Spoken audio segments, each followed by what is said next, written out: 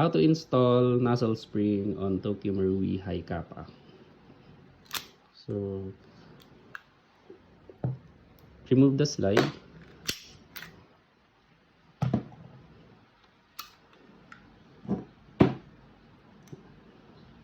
And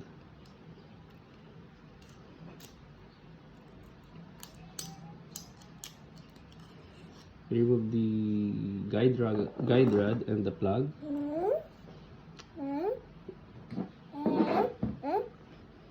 Then the outer barrel and inner barrel assembly. And then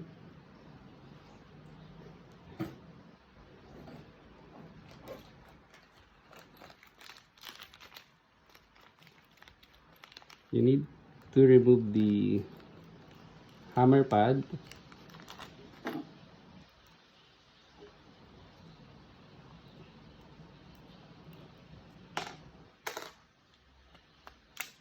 Then the blowback housing and nozzle assembly will come off. This is the nozzle spring. So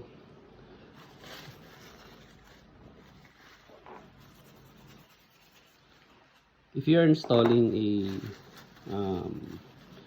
nozzle spring on a stock TM Hi Capa, you will have to force this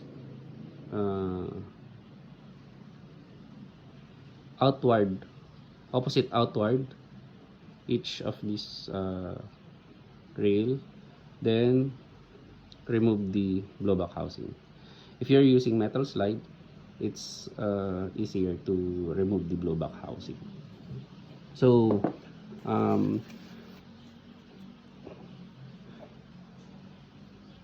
installing a nozzle spring is simple and easy step. So you just put the nozzle spring, then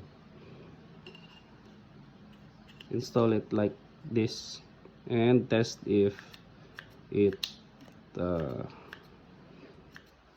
the nozzle smoothly placed. Ayan. Another tip in installing nozzle spring is you cut a scotch tape.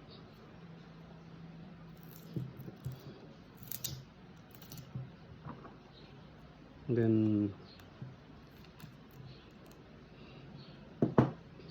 put it here in the middle.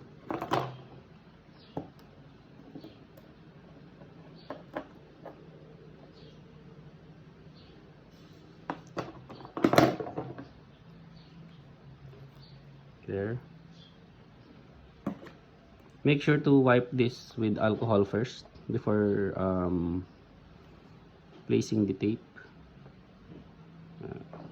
Then you just put silicone oil here so that the spring will not stick to the tape. Then insert it. This way it will prevent the nozzle spring from being dislodged to the blowback housing. Then you can install it this way or the conventional way. Easy. Then you just put the assemble the unit together. Thank you.